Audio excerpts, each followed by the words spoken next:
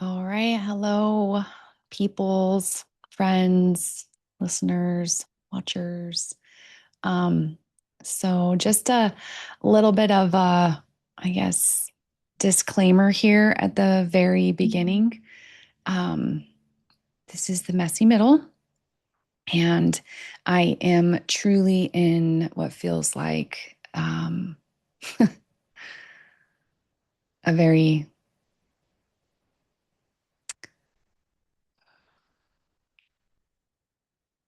Hmm. How do I even describe it? I am in grief. I am sitting in a lot of grief. And so I just wanted to start off by saying that that's what you can expect today. uh, I need to take a deep breath. This feels, it feels strange to come on and expose myself, to be extremely vulnerable in what I currently have going on. And it's been a minute, of course, as usual, since I've been here. So this might be a lengthy one, but welcome and thank you for being here. So,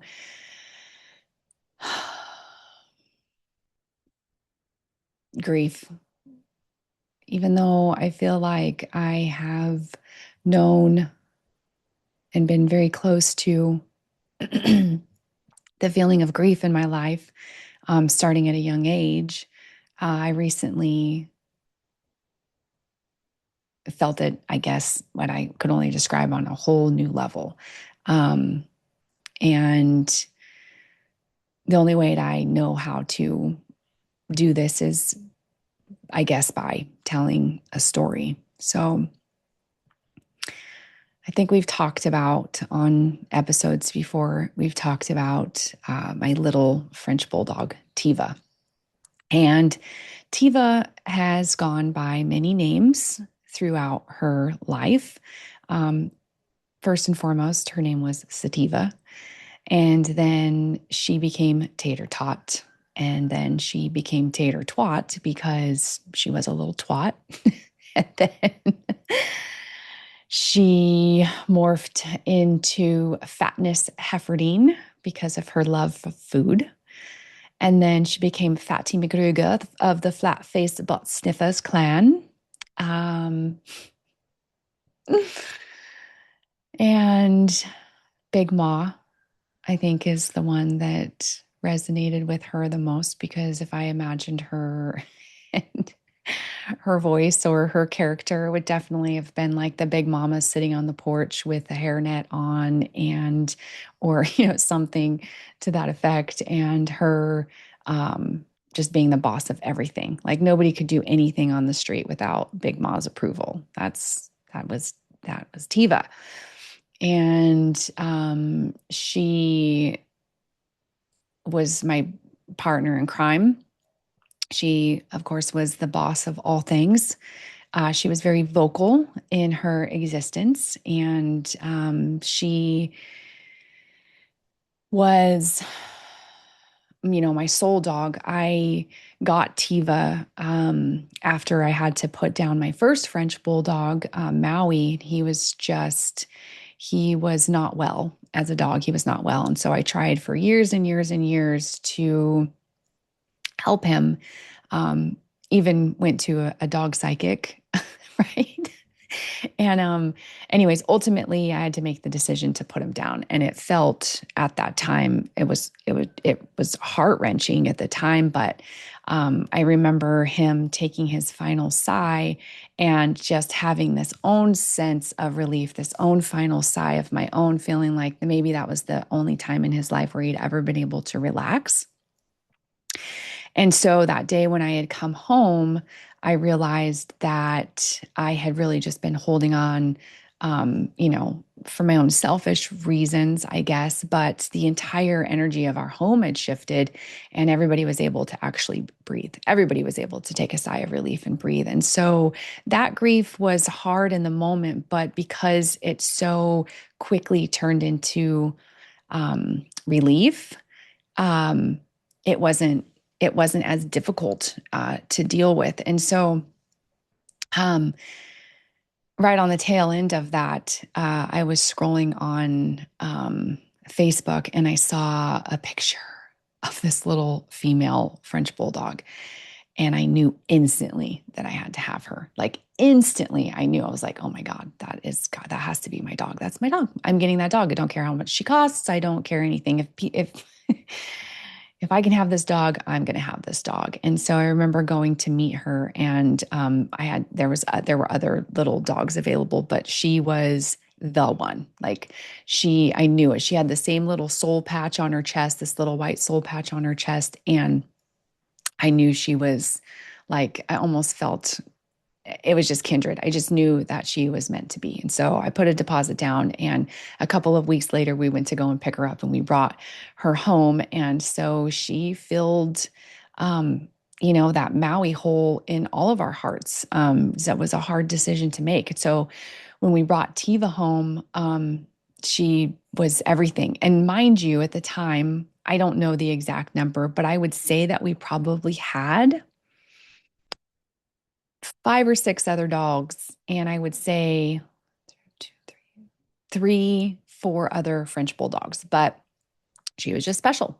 And anybody that knows me well enough knows that I'm not really a dog person. I am a my dog person. So when I like a dog and it becomes my dog, that's when I'm a dog person for my own dog. I'm not really like a dog person. Like I don't like everybody's dogs. I'm not like, oh, all dogs are great. So this was special. Like Teva was just special. And she uh instantly became part of the family and started showing her characteristics and her dominance and her personality, but not in a bad way. And so I went from having like a crazy dog, Maui, to having just a like presence, like just a bossiness about her. And I remember probably within like the first couple of months of having her, I was like, oh my God, is this Maui reincarnated? Because she just had the good parts of him. Like he came back in her body with all of the good parts and not the crazy parts and stuff. And so, you know, she went everywhere with us and she met everyone. And I took her to dog training and made sure not to, like I didn't want to have another dog that was antisocial or anti anything. And like, God bless Maui, but he was a flight risk all of the time. I didn't know if he was going to bite somebody's face. I didn't know if he was going to try to beat up somebody else's dog. Like he just was that. So, anyways, Teva was not that. She was bossy, but she was not that. So, um, we had we had so many dogs. Like I said, we had so many dogs, but she just stood out like in the crowd, and she was just a special dog to me, and she helped heal my heart, and she brought me joy, and she made me laugh like so often. I just I loved I loved this dog, like deeply loved this dog. And so we got her, that was 7 years ago. She would have been 8 this December. And so we lost her last not this last Sunday that we had, but the Sunday before we came home from a graduation party. And I found her.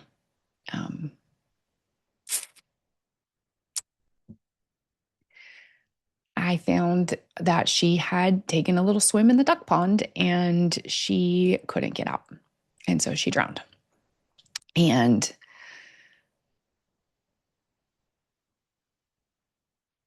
I don't think I've ever grieved so hard in my life. And there was a moment where I felt just absolute innocence. And I had called for Dylan and asked him, like, I screamed for Dylan, because the thing that you have to know about Teva is that at least once a week, these words came out of my mouth. Where's Teva? And the search party would ensue. And everybody would go out looking for Teva. And so we always had to make sure that all the gates were closed and that all the necessary precautions were in place for Teva because she was an escape artist. She basically, she wanted to do what she wanted to do what she wanted to do when she wanted to do it. And for a little tiny tank, for a little tiny dog, boy, was she resourceful. And so all of the time, so many times she went missing. And I would just start to, the longer that she was gone, the more that I would start to like, oh my gosh, is this it? Like, is she finally, like, is she gone? And that was just her. And so this is a reality that I have lived with, had lived with for 7 years. And so when it finally happened, because I had come to terms with it, knowing that she would be her own demise, most likely. Um, Even though I had come to terms with it when the actual event itself happened, it was hard for me to believe. And there was this innocence about me, or this childlike hope, that I even asked Dylan, I said, is she really gone? I just couldn't quite accept it. And so, back up a little bit, when we came home from the graduation party, and I opened the door and she wasn't there, and all the other dogs were there, and she wasn't running up with a toy in her mouth to greet me. I started to look for her like usual. And so Dylan was down out in the yard, and I said, is Teva out there? And he's like, no. And so then I started looking in the rooms, thinking maybe she got herself locked into a room or the bathroom or something. And then I went outside and started calling for her. And then I went back in the house and started looking, again, like thinking, I don't even know what I was thinking.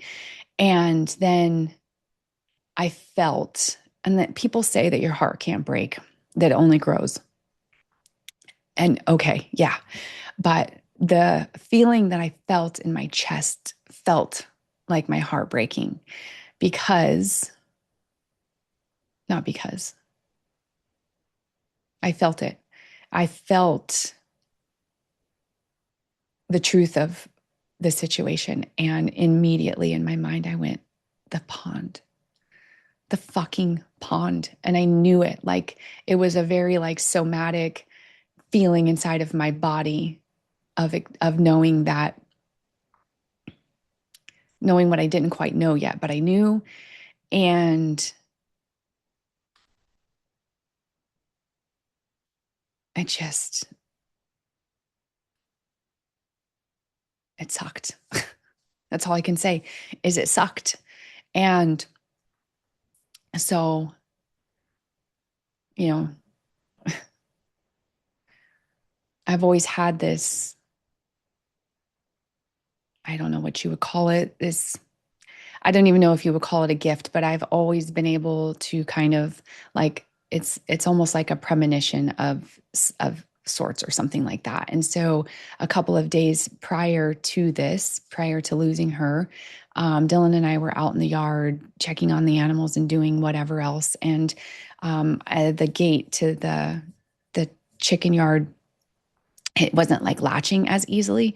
And so I told him, hey, you need to fix this, or Teva's going to get out there and drown herself in that duck pond. And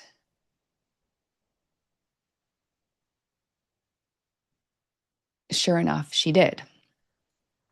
So I feel I feel guilty. So grief is wild. Grief is a crazy thing. When I lost my dad, I went through grief, but my grief was cut short.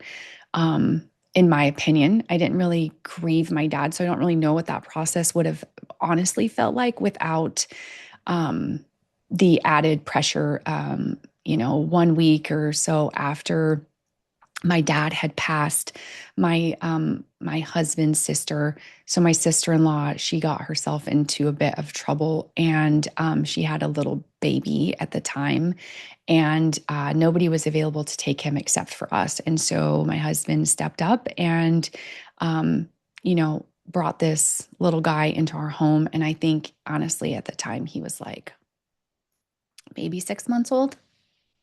And so I don't know what that grief process felt like, but I do know part of or what that grief process would have felt like if I would have been able to just grieve my father, but I was thrown into a caretaking situation. And I don't believe that anything is by mistake. And so I know that it served some kind of purpose. And I remember at some point feeling like, here I am without a father, and here's this child without a mother. And the last thing in the world that I wanted was to be caring for somebody else's child because I was in such grief of losing my father because it was sudden and I had regrets and I felt like I could have and I should have and all of that kind of stuff and I was angry and so it was like on hyperspeed that I went through this process of grieving my dad. And I was also again I had I like a sense of relief almost when my dad passed, but that didn't come for a while. And so that was probably one of the darkest nights of the soul for me was that time after I lost my dad and when I was taking care of this little guy because I didn't want to. And the shame that I felt around that and the guilt that I felt about being emotionally unavailable at the time was very intense. And so I had a best friend at the time who helped me out. And, she was a lifesaver for me because she would help with the burden. And of course, Dylan being who he is was just absolutely amazing. And then my kids being who they are, they just loved having a baby around. And so, um, anyways, I digress, but um, I don't even know where I was going with that.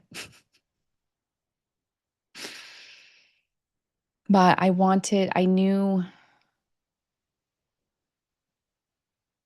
yeah, I guess I had a premonition, I had a feeling, but the moment that it came to a fruition, um, it was emotional. It felt very, I grieved. I cried so hard. I screamed, I yelled, I stomped. I wanted to punch things. I wanted to kick things. And I just, I just walked back and forth, just asking why, like, no, this is not possible, like waiting to wake up from a dream. And Dylan was just sitting there, like holding her, lifeless body. And I just wanted her to come back.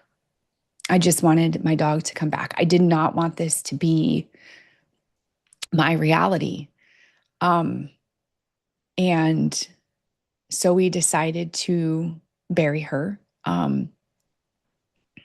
I thought, I don't know if there's a chance, but I know that in the Bible, it talks about, being buried, you bury your bones. And for when the resurrection comes, that we're resurrected. And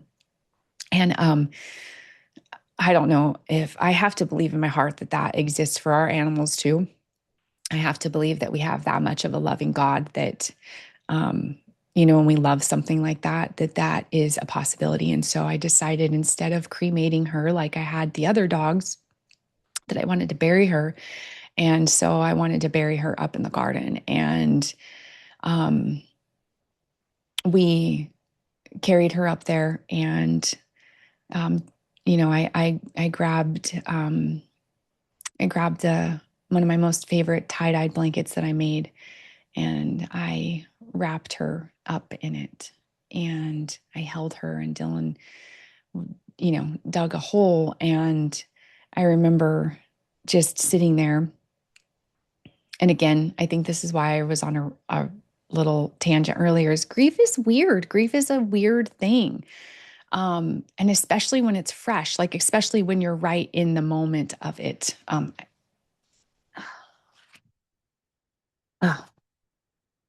and so oh, camera. I was sitting there and Dylan stopped digging and he looked up at me and he just had this very vulnerable emotional moment where he felt guilty. He felt responsible. And he knew I had just asked him to fix the gate and he hadn't done it. And to be quite honest, like this is very normal for me and Dylan. Like I'll ask him to do something or I would say something that I know, like kind of this like other sense of knowing. And he God, you know how much I love my husband, honey, I love you. But he disregards my kind of these kind of knowings. He just is like Dylan's very like blasé about things. And I'm very much of like I don't want to say henny penny, the sky is falling, but there are moments in my life where I feel very strongly about things. And I express that and it's just kind of like disregarded. So that's something that I'm moving through, right? That's something that I'm acknowledging. It's not something that's new to me. And it's not because my husband doesn't love me. It's just because he doesn't think that it's serious. And so, anyways, in this moment, he looked at me and just asked me, like, can you ever forgive me? Um, and I had already forgiven him. Like this was not his fault. Like this was not anybody's fault. Like this was not his fault. And so, of course, I wasn't mad. I was mad. Fuck, I was fucking mad. Yes, I was mad. Part of me was mad at him, but I also know well enough to know that that was not going to help the situation. And so, Dylan, he's always been able to show his emotion. Which something that I love about him so much is that when he feels it and he's really in it, like he doesn't hide it and he doesn't feel like he needs to be macho or manly or like suppress anything. He feels it. And so when your husband feels something like that, you feel it 10 times fold because you're watching the masculine, this man, have an expression of grief and pain and regrets and guilt and shame and everything that comes with it. And so it was just this moment to love him even more, even in like having pain and inside of or purpose inside of the pain or something like that. It was like a moment to just love him even more. And so we I yeah, I said my goodbyes. I told her how sorry I was. I kissed her so many times and told her that, oh, I just told her, thank you.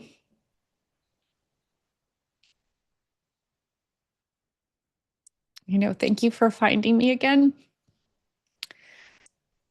And that if we were able to find each other ever again, that I would love that. But if not, that what we had in this lifetime, in her little 7 years of life was enough. And I passed her off to Dylan and he laid her down in this beautiful spot. And I went up into my garden and I picked flowers for her and I picked this beautiful bouquet and I laid it with her. And Dylan ran down to the house and came back and brought her favorite toy and put that inside with her. And I said a prayer and I just thanked God for this little teacher that had come and taught me so much about life. And at that moment, I don't even think I realized how much I was actually going to learn. And I had a dear friend tell me that you don't have there doesn't have to be a lesson in your grief. Like it could just be grief. And I know that's true. And what I also know is true is that what I what I felt in that moment, I wasn't mad at God. I wasn't mad at my husband. I was just sad for the loss. I was just sad that this was the way that she went out. Um and I felt like it could have been prevented. And then I felt like I had manifested it. I felt like because I had spoken those words that I made this happen. Like silly little human me was like, I made this happen. And that is not true. There's not an ounce of that is true. And so Harley came home and she just ran up into the garden and she said, I know, Mama. I know, Mama. I know, Mama. And she just held me. And she's always been so strong. We've lost many animals. I just have to say that we've lost so many animals that we've loved so much. We've, um, And she's always been so strong and she's always just been so present in it, like able to just be in the depths and hold the space and to not, I don't, to not make it about herself, like, of course, she was also losing a little sister. That's what I used to tell her all the time. Go get your little sister. And she freaking, sometimes she hated it because she knew how much I loved that dog. And, but she didn't make it about her. She just held me and we just cried. And I cried really. And she just said, I know, Mama, I know. And I just kept looking at her like, how is this even real? Like, is this even possible? And again, I'm just like, can I just please wake up?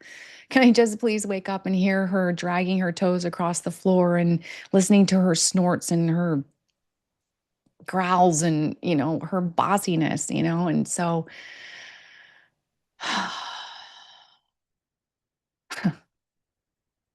it's just tough.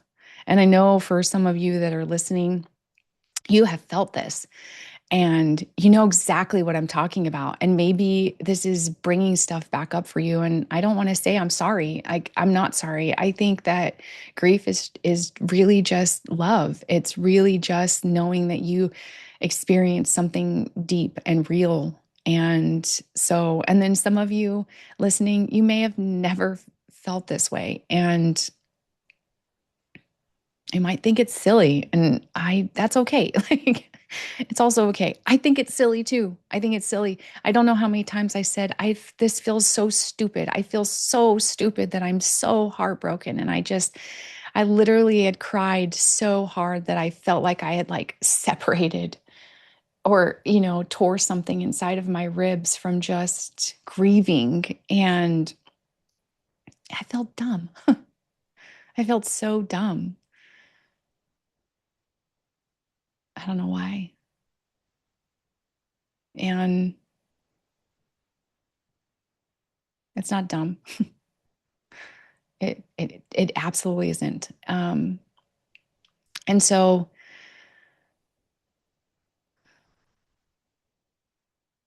by design, mm, I guess, um, I guess design is a good word for it or something like that.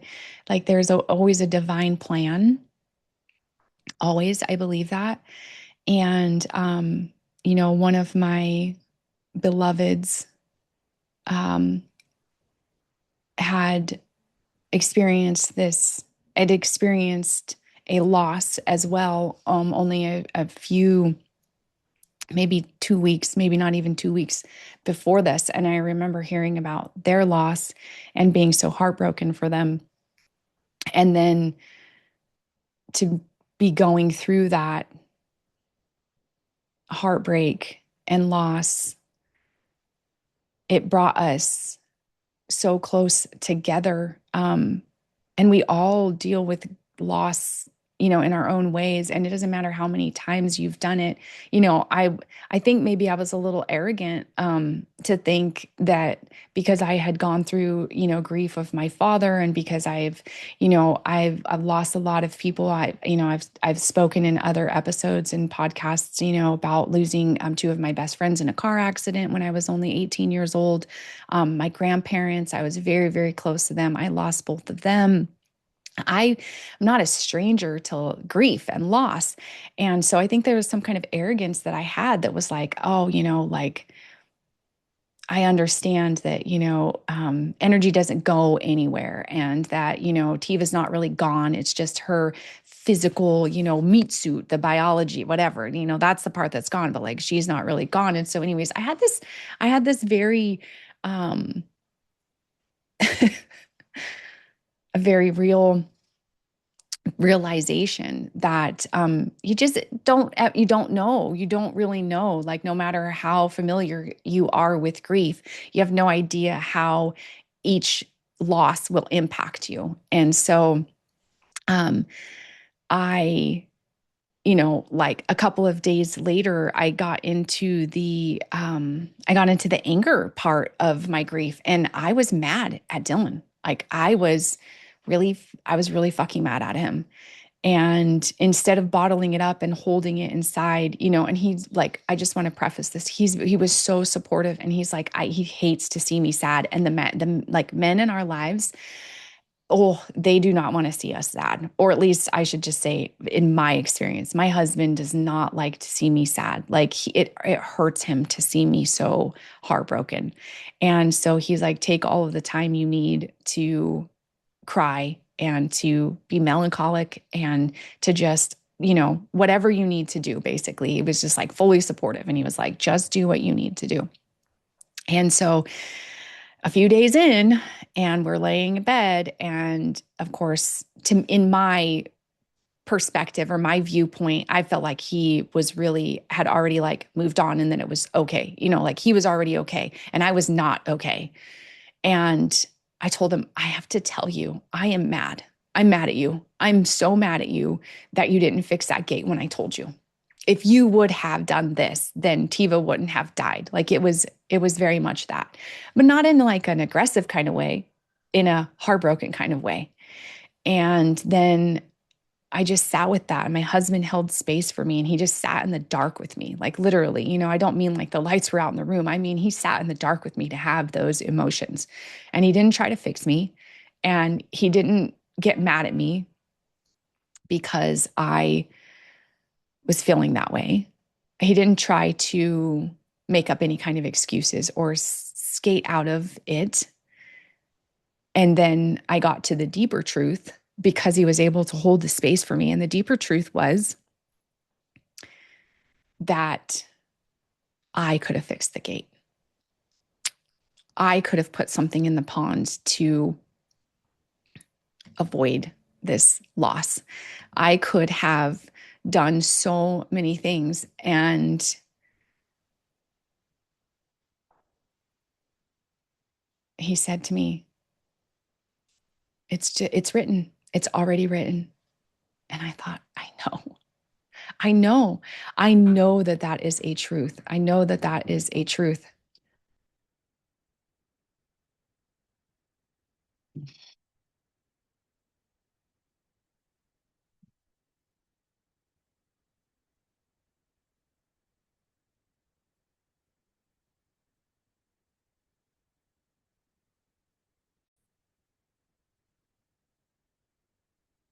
Okay, got a little interrupted there. But that's okay. So, um, it's already been written, and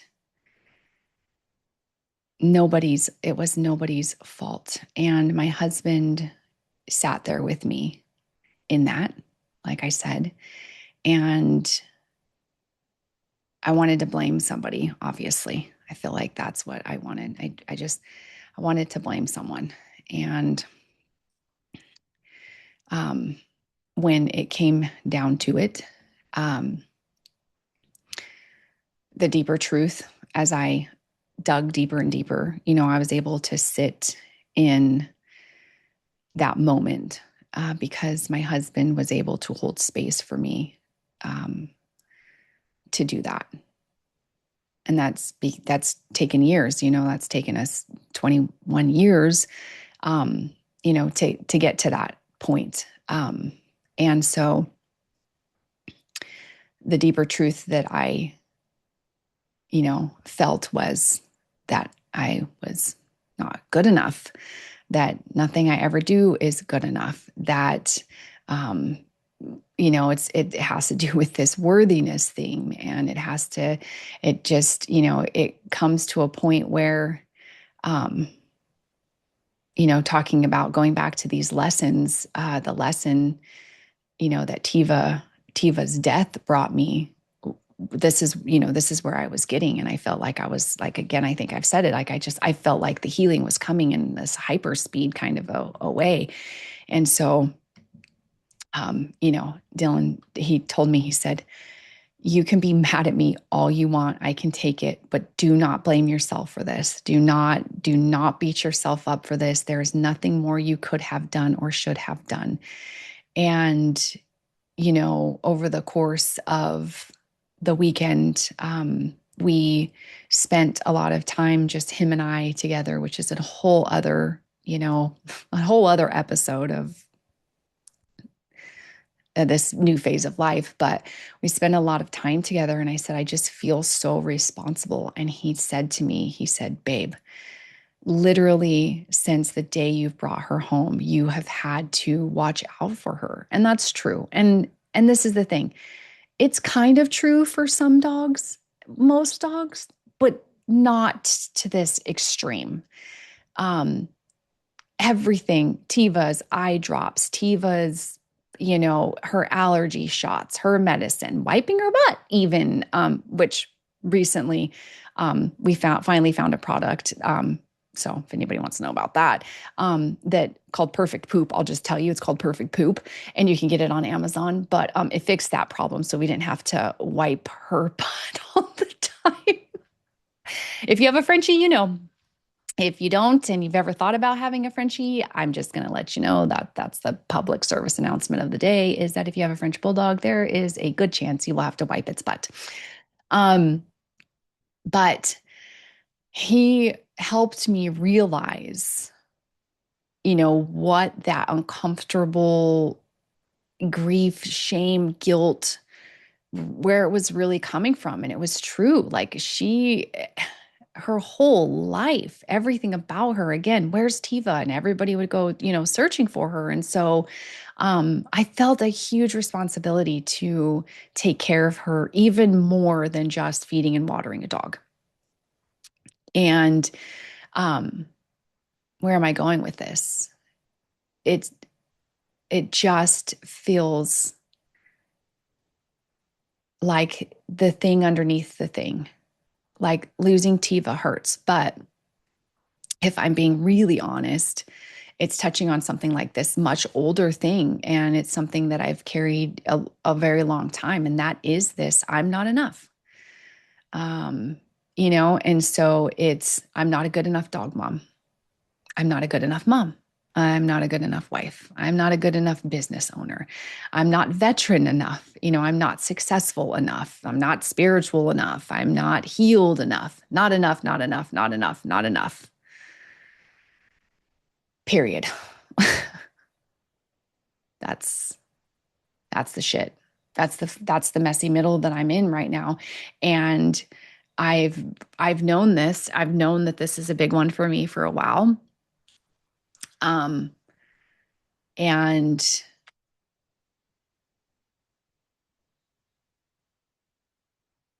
in in this healing space that I tend to live in, um, you know, I have done a lot of work to regulate my nervous system, right? I have done a lot of work to learn to communicate in nonviolent communication and take ownership, like radical ownership of what it is that I'm feeling, and not projecting out on others and not making it about, not doing all these kind of. So I, I have done this podcast as part of my healing journey to be able to tell story. And, you know, the podcast has taught me so much because I'm like, oh my God, it's not good enough. There's, how are people actually even listening to it? Um, does it even land? Do people even care? All of these kind of things. And it's like, be better, do better. And so there's a lot of learning that's happening. So it's like, why does my brain keep trying to gather evidence of trying to prove that I'm not good enough? And so in this moment, as I'm grieving my dog, this is the thing that I get to. This is the deeper thing that I get to. And so, um, there's a void in the house, but the truth is, the capital T truth is that I, God, it's even hard to say. I feel a sense of relief. I'm so sad that she died the way that she did. because in my mind, I have like PTSD, and each and every single time I imagine her death because I'm the one that found her. I'm the one that saw her. Each time I imagine it, it, it feels traumatic. It is traumatic. It's a tragedy in my heart of hearts. It's a tragedy. And again, believing in something higher and bigger and greater and wiser than than myself. I have to believe that we don't die alone, human or animal, and that people from the other side come, I think.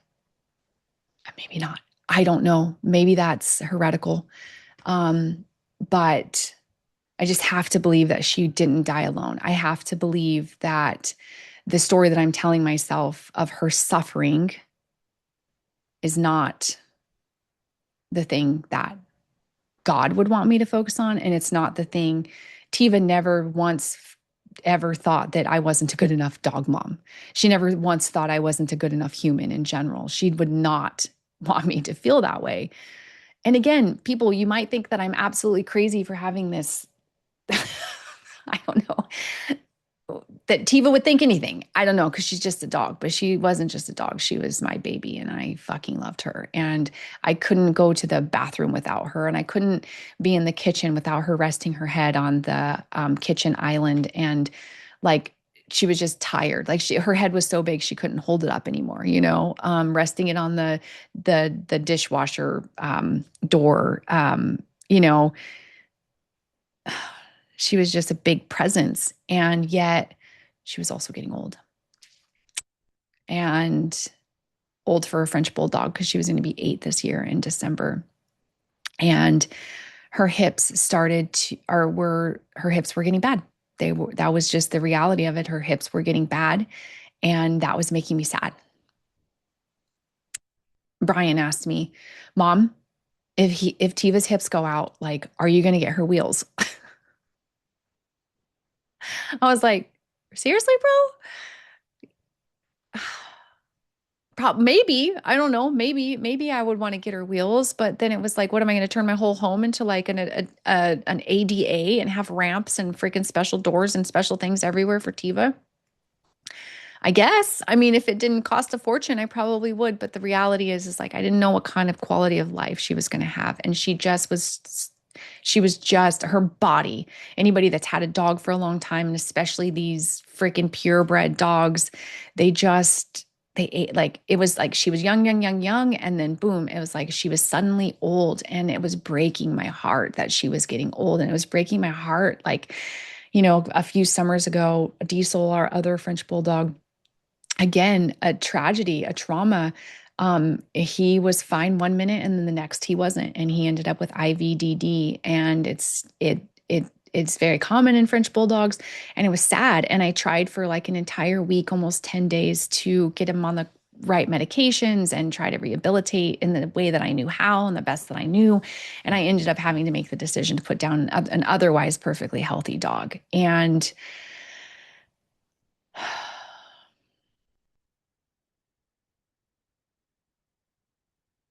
it's never easy. It's never easy. It's never an easy choice. And so I was just watching her get old.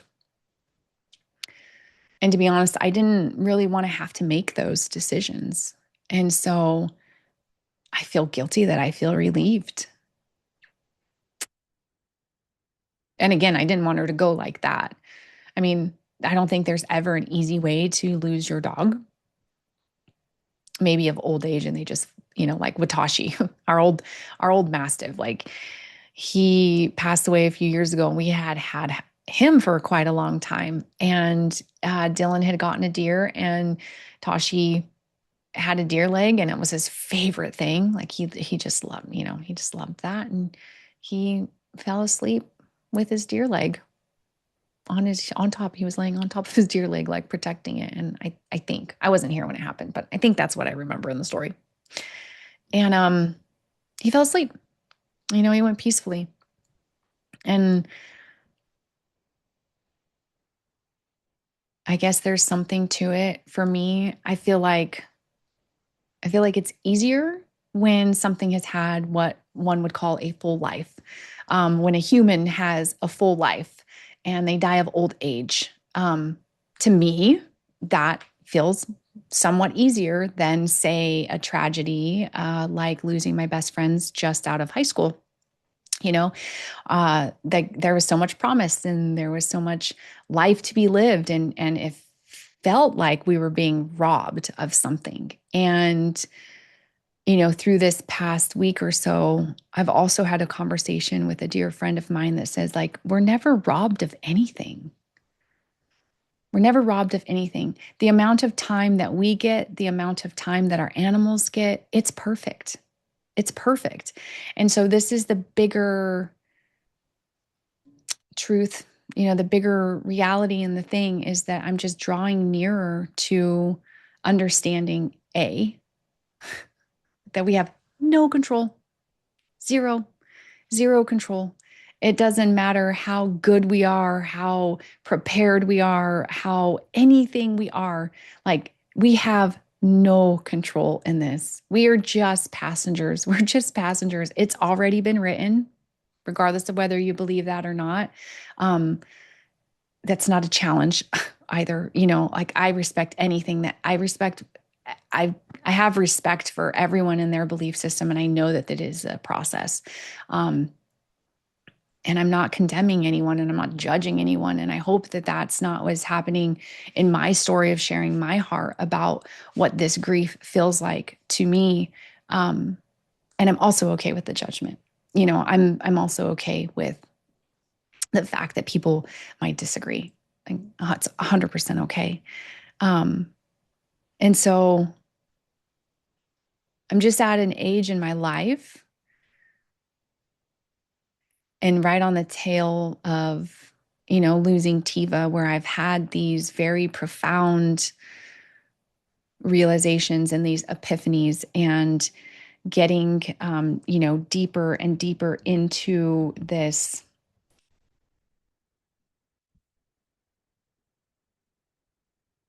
allow, accept, and embrace. And this is something that I talk to many of my um, close friends, or in the containers that I hold, these book clubs that I hold. This is kind of the thematics behind it: is allow, accept, embrace. And I'm really proud of myself. I had my best friend Tara last night. She said, "I'm so proud of you." We finally talked, because I haven't been able to really have too many conversations. Um, and she's like, I'm just so proud of you. And it's like, you know what? I'm actually really proud of myself too, for as proud as you can be. And there are moments that I lay on my yoga mat and I just cry, and I catch this feeling that comes up in my throat, and it wants to get stuck here. It just wants to stop here. It's, maybe from when we were kids or something. It was like crying makes other people uncomfortable. And so I just am allowing that to effervesce. I'm allowing it to come out. I'm allowing the tears to fall, because I know that's alchemizing my pain. I know that it's alchemizing the grief, and it's alchemizing the loss, and it's wisdom. And that's the thing that I'm realizing, is that when I say all of this is for me, I truly believe that all of this is for me, because I know that I have this grander purpose, this bigger purpose, and I know it's to help people. Um, and for some crazy reason, it feels like this grief portion of it is very prominent in that. And so going through it, you know, sounds kind of crazy to say, but I like feel honored. I feel honored that I get to have this wisdom and that I have these tools that I can sit in those moments and I can allow the grief to exist and I can allow the pain and the anger and, all of the things, the betrayal of myself, the questioning of myself, all of it. It's like,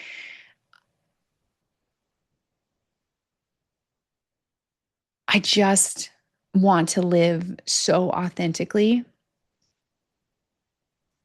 That's why I'm here today sharing this is I want to, practice what I preach in a sense and not, maybe it is an egotistical way. I don't know. But I hear a lot in a cohort that I'm in about the go firsters. It's this idea about, everywhere on social media, it's talking about like, um, I don't know, the vulnerability and the capital T truth and the regulating nervous systems and just whatever is in your algorithm. I don't know, maybe none of that shit's in your algorithm, but it's in mine. And so it's this I'll be brave enough to go first. I'll be brave enough to show up on this camera and have this shaky voice and cry these tears and have snot and all of the things to just be like, you know what, this is what being human feels like. It's beautiful. It's a gift. It's a privilege. I get the privilege of being so loved, whether that be by the humans in my life or that be by the pets. I am so loved. And so church on Sunday, as always, the previous Sunday we talked about the Holy Spirit and how the Holy Spirit is this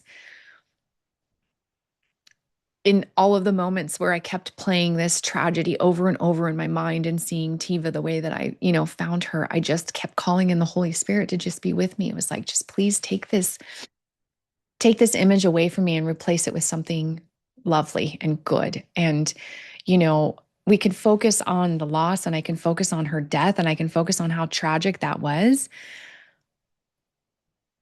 And I can choose that kind of a suffering. I can choose that story. It's totally optional. That's, it's my choice. I get to choose. I get to choose that. Or I can choose to be grateful for all of the stories that I have of that dog.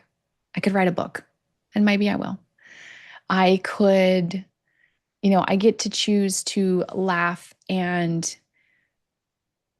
find humor in her existence and the way in which she went about life. And I can be inspired by the way that she went about life, right? This silly little dog that made such an impact on my heart.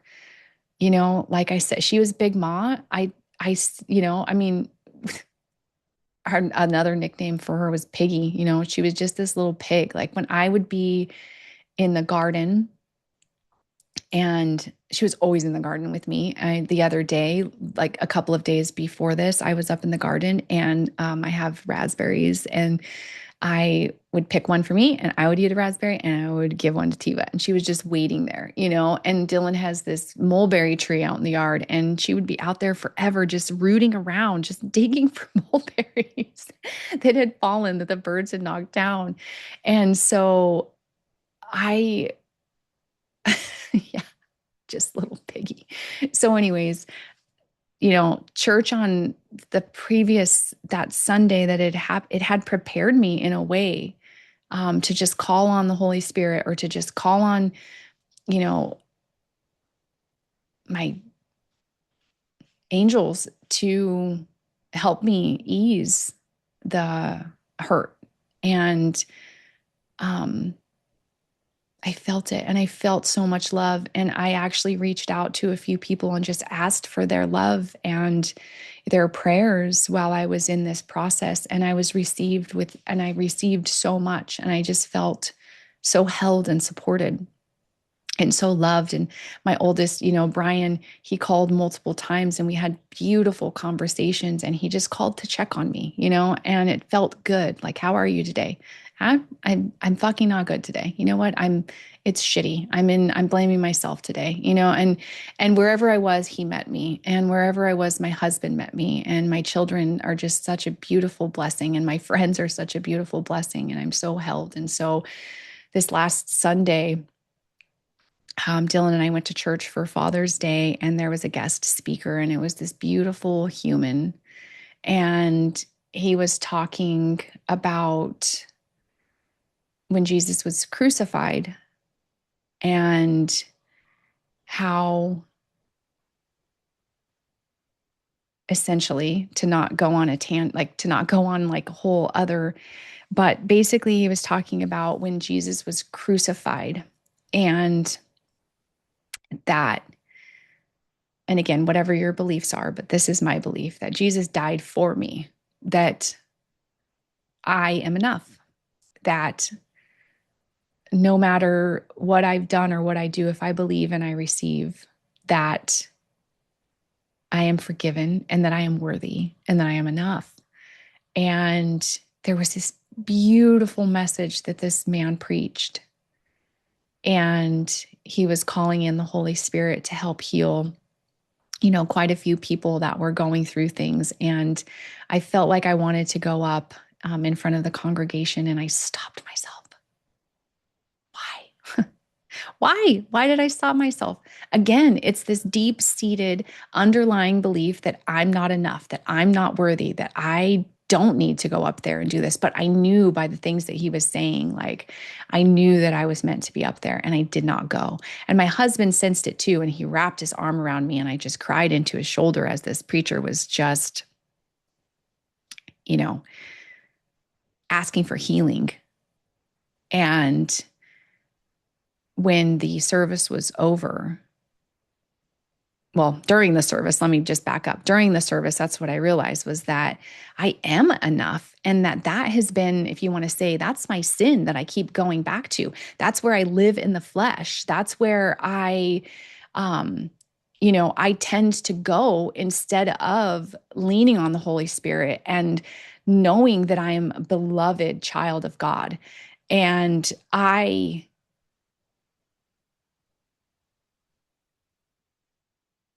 feel like I'm all over the place, but bear with me. I listened to a book called The Case for Christ, and when they recounted what Jesus went through before and then during, as he was, hanging on the cross, he did that for us. He did that for me. He left the 99 to go after the one. If I am the one, then I am enough, just by those actions, or not actions, whatever you want to say. Like, to me, that's where my faith lies, because for me, that feels like love. That is love. Why did he do it? For love. He did it for love. So, anyways, this Case for Christ, this book, I had just been in that. And it's a fantastic book for believers and non-believers. I would highly recommend listening to it. It really is full of investigative information. Um, so I'm coming off of, I'm in the throes of still having all of that information in my brain about that, and knowing that I am worthy, that I am enough. And so every single time I am, and I don't mean sinning because it's just a silly way of saying it, but I am betraying myself. I am betraying the God that loves me. I'm betraying the one that died on the cross for me. I am betraying all of that every time I feel like I'm not worthy. And I just got this incredible, I've never thought of it that way, ever. I have never thought of it really that way, in such a profound, like, holy shit kind of way. And I am just recently coming back into this kind of faith. And it's kind of uncomfortable.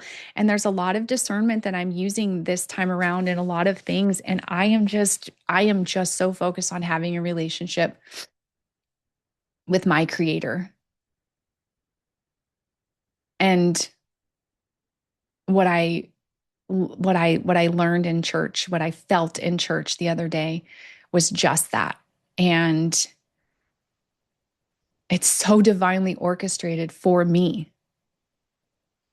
And so I went up after the service was over and I shook this man's hand and I said, "Thank you so much for your message today. Like, thank you so much that I finally understand what my where my fault is or where my flaw is or where I keep stumbling, right? Like where and I'm probably honestly gonna keep stumbling every once in a while, but now that I know that that rock is there, now that I know that that stick is there, now that I know that that is there, I can take another path and I can believe that I am worthy and that I am enough and that I am loved and that ultimately this is for me about surrender. And I'm just at this point in my life where I get to surrender. I can surrender. I don't have any control. I never have had any control.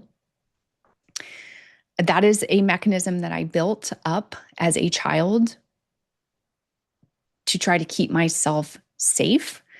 Um, and again, this is like, there's a whole other episode, that is coming alive inside of me right now while I'm thinking about this. And so how do I want to wrap this up?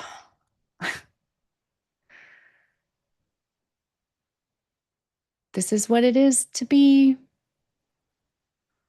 This is what it is to be me. This is who I am. I am enough. I am loved and I am worthy.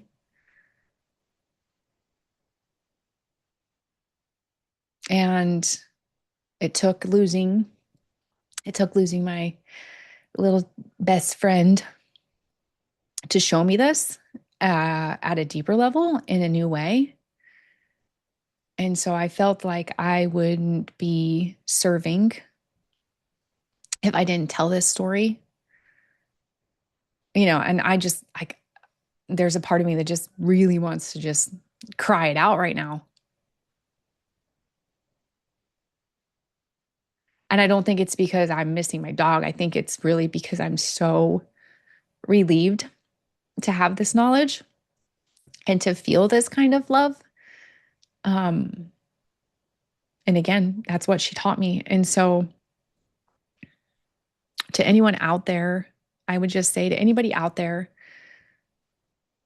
that is experiencing grief, I just want to invite you to allow joy to sit at the table at the same time. And maybe I don't have the right words for it, but I do believe that they are allowed to sit at the same table. I do believe that joy and grief are allowed to sit at the same table. And the reason I believe that is because in order to grieve something, you have to have loved something.